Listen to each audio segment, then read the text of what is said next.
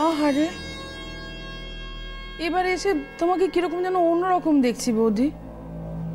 তুমি কত হাসি খুশি, কত জলই থাকো, ছেলের বিয়ে দিয়েছো, কোথায় আরো বেশি হাসি খুশি থাকবে তা না।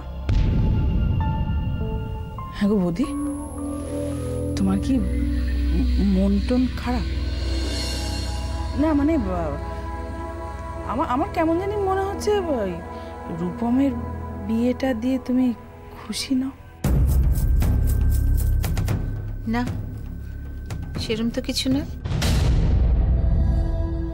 তুমি না বললেও আমি সবই বুঝতে পারছি। আরে রূপমের বিয়েটা নিয়ে তুমি কি ভেবেছিলে আর কি হলো? আমিও ভেবেছিলাম জানো বৌদি, আমিও ভেবেছিলাম আমার ননদের মেয়ের সঙ্গে রূপমের যখন সম্বন্ধটা করেছিলাম তখন যদি তোমরা রাজি হয়ে যেতে তাহলে আজকে এই ব্যাপারটা হতো না, একেবারে রাজ্যটক ছিল। আহারে কি করবে বলো, কপালে যা আছে তা তো হবেই বলো। তাই খারাপ লাগে এই ভেবে যে কি হতে পারতো, আর একটা ডিসিশনের ভুলে কি হলো। তুমি বলো ওদের, রূপম যেরকম তোমার ছেলে সেরকম আমারও তো ছেলের মতন বলো। তুমি যেরকম রূপমের বিয়ে নিয়ে স্বপ্ন দেখেছ, আমিও কি কম দেখেছি বলো? কত প্ল্যান করেছিলাম, শাড়ি কিনেছি, গয়না কিনেছি, এইভাবে সাজবো, এইভাবে পরবো। কি করব বলো, আমাদের কপাল ভাবি এক আর হয়ে গেল। আর তবে এসব ভেবে আর নিজেকে কষ্ট দিও না বোধে। কি করবে বলো, বিয়েটা যখন একবার হয়েই গেছে তখন তো তোমায় মেনে নিতেই হবে, আর মানিয়েও নিতে হবে। কি করবে বলো, মনটাকে শক্ত করো কেমন। আরে আমার ফুলের মতো মিষ্টি বৌদিটা মুখটা শুকিয়ে একদম আমসি হয়ে গেছে। আহা,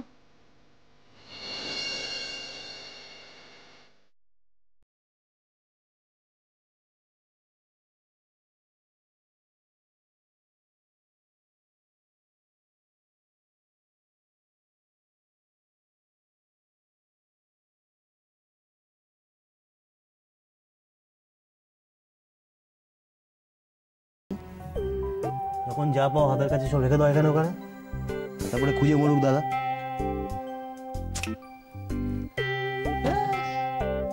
পেন ড্রাইভটা না পেলে তো কেলেঙ্কারি হয়ে যাবে। আচ্ছা বুঝেছি, তুমি দাঁড়াও আমি দিচ্ছি।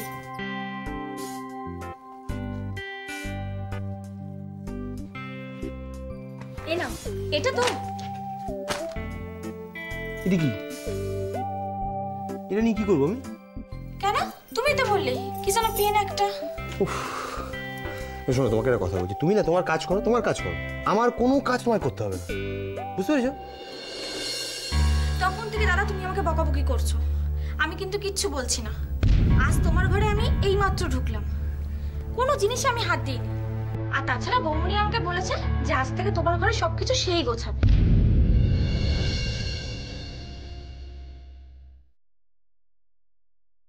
যেই গুছিয়ে থাক, জিনিসটা তো আর পাখা মেলে উড়ে যাবে না। গেলোটা কোথায়? কি হারিয়েছে?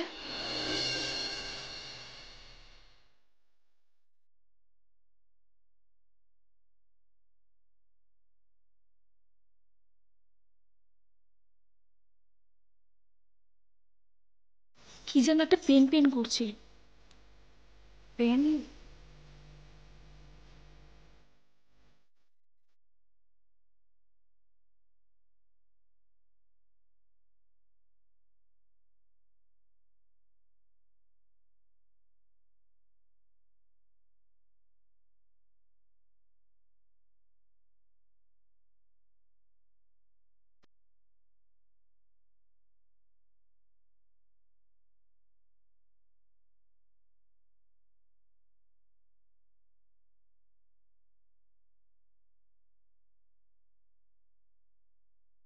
আপনার কি এটা দরকার?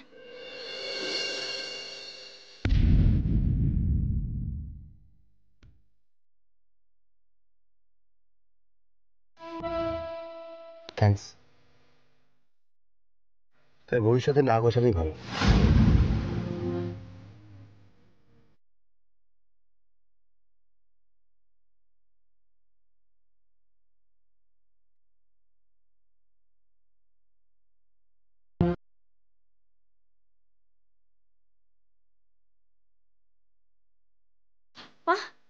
মেজাজ হয়েছে দাদার।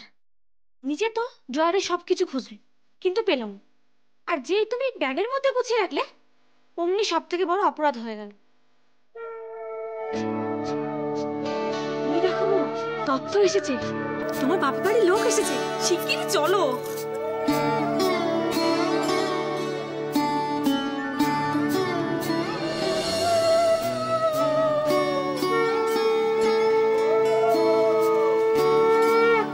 আসুন আসুন আসুন, এদিকে আসুন।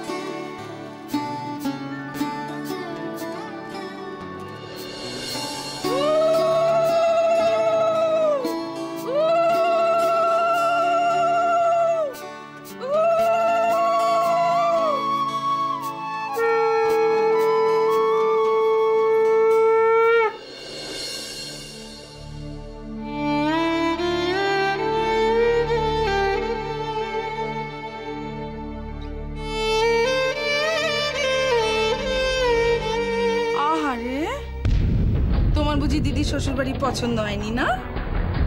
এমা না না, তা কেন? তোমার নাম নিশ্চয়ই ঝিমলি। ঝিমলি না ইমলি সেটা চেক না করে বোঝা যাবে না।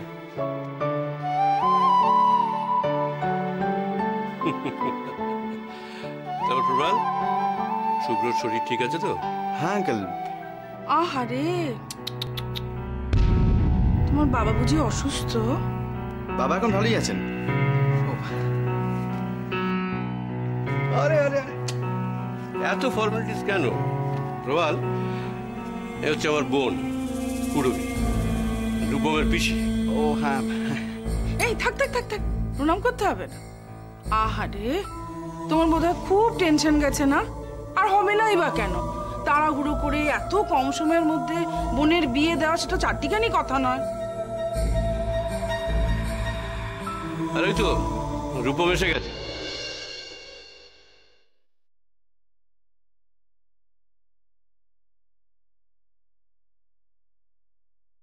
আমাকে একটু বেরোতে হবে। প্রবাল, রিফ্রেশমেন্টের ব্যবস্থা আছে, না খেয়ে কিন্তু এখান থেকে যাওয়া যাবে। ওকে, ঠিক আছে আঙ্কেল, আমি আসছি।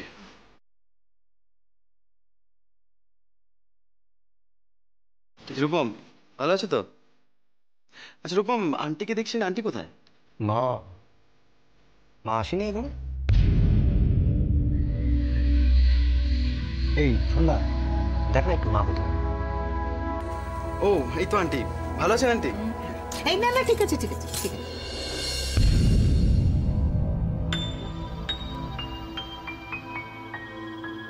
এই সন্ধ্যা, তুই এখানে হাঁ করে দাঁড়িয়ে না থেকে যা, এদেরকে নিয়ে গিয়ে রূপমের ঘরে বসা যা। আহারে, শ্রেয়াটা কখন থেকে বাপের বাড়ির লোকেদের সঙ্গে একটু নিরিবিলিতে কথা বলবে বলে পরে ছটপট ছটপট করছে। আমি তো মেয়ে মা, আমি সব বুঝি, আমি সব বুঝি মা। যা, তুমি গিয়ে ও ঘরে বাপের বাড়ির লোকেদের সঙ্গে একটু কথা বলো, যাও।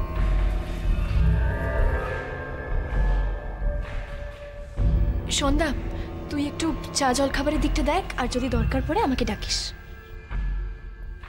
না না, আমি এখানেই ঠিক আছি। এই তো সায়ন আছে, রূপম আছে, অসুবিধা হবে না কোনো। ঝিমলি, এসো, আমি তোমাকে দাদা ভাই আর বৌদির ঘরটা দেখাই। আমরা চা খেতে খেতে ওখানে বসেই গল্প করব। এসো না।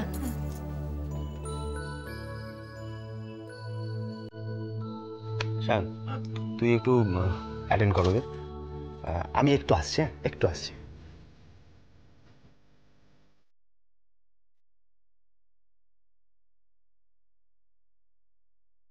লেটস গো প্রবাল দা, আমরা ভেতরে করে বসে আড্ডা মারি। চলো চলো।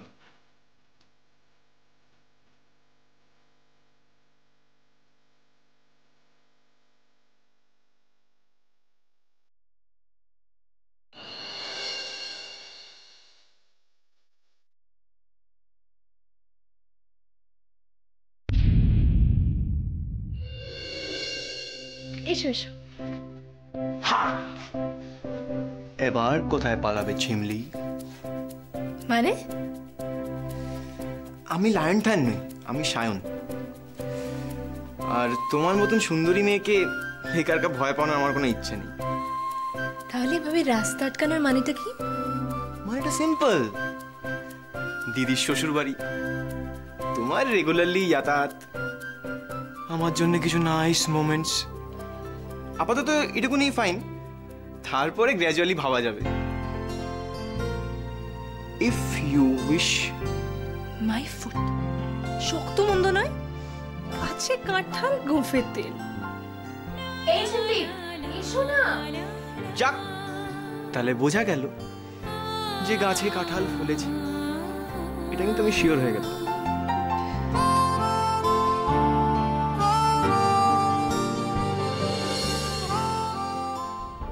আহারে, তাড়াহুড়োতে মনে হচ্ছে বৌদি তোমার বেয়ান বাড়ি বিশেষ কিছু কেনাকাটা করতে পারিনি। কিরকম জিনিসগুলো একটু কম কম মনে হচ্ছে না বৌদি? হ্যাঁ, ওই ওই দেখো, ওই দেখো ওই ট্রেটা, একটা শাড়ি এমন ভাবে ভাঁজ করেছে যেন মনে হচ্ছে অনেকগুলো শাড়ি। যাই বলো বৌদি, তোমার বেয়ান বাড়ি কিন্তু সাজানোর ব্যাপারে ভারী নিপুণ। কি কেমন আমি জানি না, আর ট্রে দেখার শখও আমার নেই। সেই তো বৌদি, ঠিকই বলেছ। উৎসাহ থাকে কারো বলো?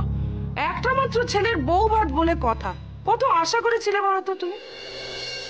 আমার দাদাটার মুখের দিকে তাকানো যায় না বৌদি, পুরুষ মানুষ তাই ধরা দিতে চায় না।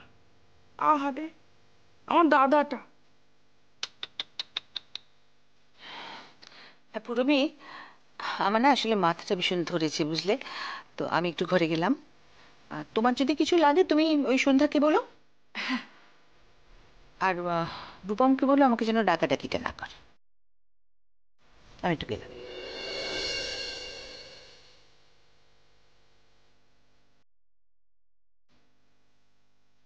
আহারে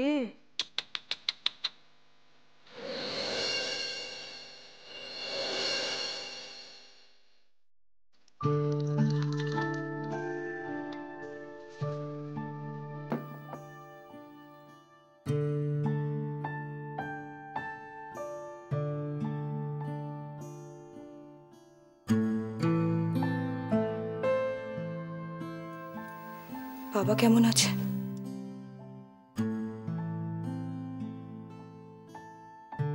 তুই নেই, কেমন থাকতে পারে বল?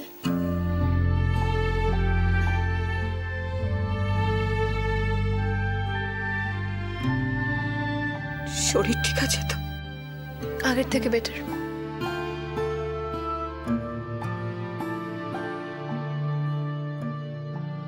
খেয়াল রাখিস চিমলি, বাবা যাতে বেশি বাইরে না বেরোয়, এখন বিশ্রাম নিতে বলিস। আর তুই নিজে হাতে বাবাকে ওষুধগুলো খাইয়ে দিবি। তুই তো জানিস বাবার কিছু মনে থাকে না। তুই কেমন আছিস দি ভাই?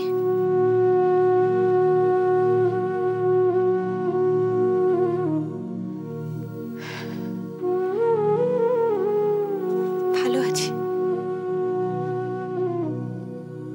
ঠিক আছে।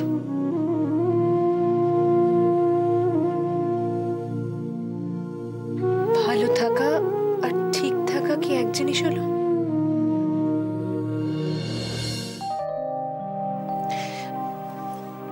তুই বাবাকে বলিস আমি ভালো আছি। বাবাকে বলার জন্য তুই ভালো আছিস, নাকি তুই সত্যি সত্যি ভালো আছিস?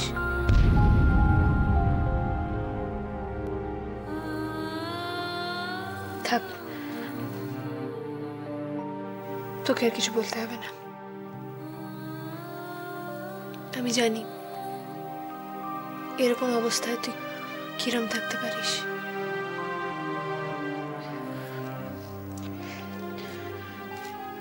ছোট হলে কি হবে, তোরই তো বোন, তোকে বুঝতে পারবো না আমি?